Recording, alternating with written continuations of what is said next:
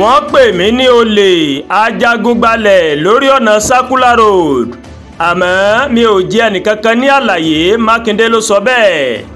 Gómìnà ìpínlẹ̀ Ọ̀yọ́ onímọ̀ẹ̀rọ Ṣèyí Mákindé mà ti sọ gbogbo orúkọ tí kò dára táwọn èèyàn kan ń pè òun nítorí ọ̀rọ̀ ilẹ̀ Circular Road tí ìlú Ìbàdàn tó máa ń tún ṣe káàkiri ìpínlẹ̀ náà.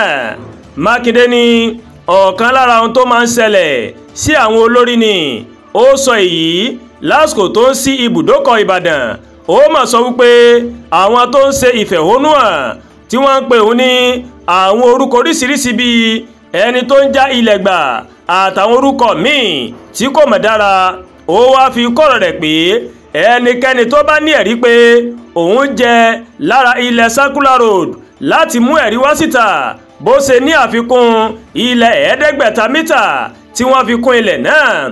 Òun ló wà fún mímú ìgbèrú bá ètò ọrọ̀ ajé ìpínlẹ̀ Ọ̀yọ́. Ó wá tẹ̀síwájú pé gbogbo ìfẹ̀hónúhàn táwọn èèyàn máa ń ṣe ń lòun mà rí àmọ́ òun kò ní báwọn tó ń ṣe ìfẹ̀hónúhàn náà sọ̀rọ̀ rárá o. Mákindé ní káwọn tí ọ̀rọ̀ ilẹ̀ tó mọ̀kàn kí wọ́n jẹ́ kí àwọn pàdé ní òpópónà Circular Road fún ìjíròrò tó sì tẹnumọ́ pé àwọn tó ń ṣe ìfẹ̀hónúhàn báyìí kì í ṣe àwọn tó ní ilẹ̀ pé àwọn kan òun ló ń ṣe agbátẹrù wọn. Ó ní àkànṣe iṣẹ́ òpópónà náà ó ti ń wáyé fún ọ̀pọ̀ ọdún pípẹ́ tó sì nílò kí wọ́n mú ìgbòrò bá fún ètò ọrọ̀ ajé ìpínlẹ̀ Ọ̀yọ́. Látìgbà tí ìfẹ̀hónúhàn náà ti bẹ̀rẹ̀ nílùú Ìbàdàn láti ọ̀dọ̀ àwọn tí ìjọba gómìnà Ṣèyí Mákindé tó fẹ́ wó ilé wọn lórí àtúnṣe ọ̀nà Circular. Ó ní àwọn èèyàn ti ń retí pé kí ìjọba ìpínlẹ̀ Ọ̀yọ́ kó má sọ̀rọ̀ bí ìfẹ̀hónúhàn náà bó ṣe ń tẹ̀síwájú. Ìjọba gómìnà Ṣèyí Mákindé ó ti padà sọ abala tirẹ̀ nínú ìgbésẹ̀ náà. Olùgbaninímọ̀ràn pàtàkì fún gómìnà Mákindé lórí ìdásílẹ̀ ìlú tuntun àti ìgbòrò Mọ́folúkẹ́ Adébíyì ó ṣàlàyé pé ọ̀pọ̀ àwọn ilé tí ọ̀rọ̀ yìí tó mọ̀kàn ó ní kò ní ìwé àṣẹ ìkọ́lé gidi. Adébíyì tó sọ̀rọ̀ níbi ìpàdé àwọn olùwòye àwùjọ tó wáyé nílùú Ìbàdàn ní ọjọ́ Ìṣẹ́gun àná. Ó mà sọ wípé àwọn ilé tí wọ́n kọ́ ní ìbámu pẹ̀lú òfin ilé kíkọ́ oníjọba ìpínlẹ̀ Ọ̀yọ́ máa ń fẹ́ o. Ó ló ṣe pàtàkì látún ti jẹ́ kí irú rẹ̀ pọ̀ sí ní ìpínlẹ̀ Ọ̀yọ́. Gẹ́gẹ́ bó ṣe wí ààyè mítà 500 500 mítà tó wà lẹ́gbẹ̀ẹ́ méjèèjì ọ̀nà Circular ó ní wọ́n ti ṣe àgbékalẹ̀ bí wọn yóò ṣe ṣe láti ọdún 2018 tí wọ́n sì ti tẹ̀ jáde àpèjúwe ọ̀nà Circular Road yìí nínú ìwé náà.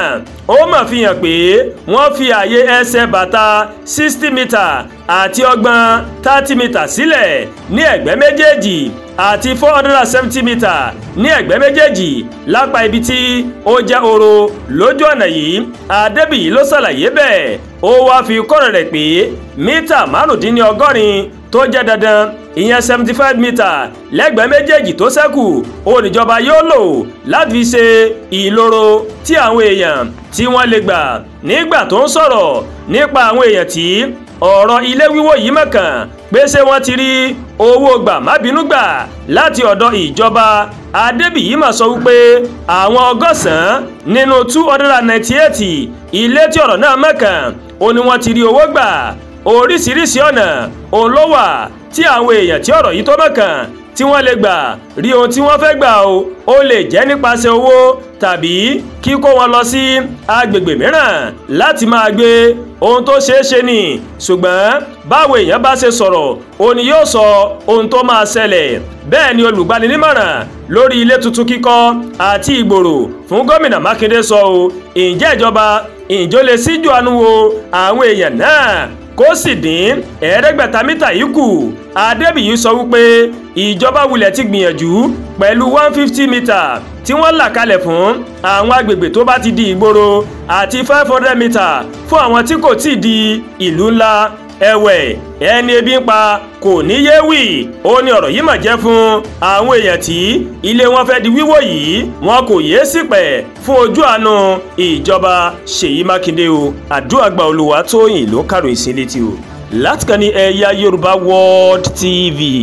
bẹ́ẹ̀ ṣe ń wò wá ẹ máa bá wa like ẹ máa share ẹ máa comment ẹ má tún gbàgbé láti bá wa subscribe sórí YouTube channel wa kẹ́ wá bá a tẹ notification bell láti lè máa máa wo ètò wa lọ́kọ̀ọ́jọ̀kan tó bá ti gorí ìkànnì yìí ẹ ṣé pọ̀ tẹ́ wá o a kú iṣẹ́ àtàárọ̀ Ọlọ́run dé gbìyànjú èmi àti ńlá dé o.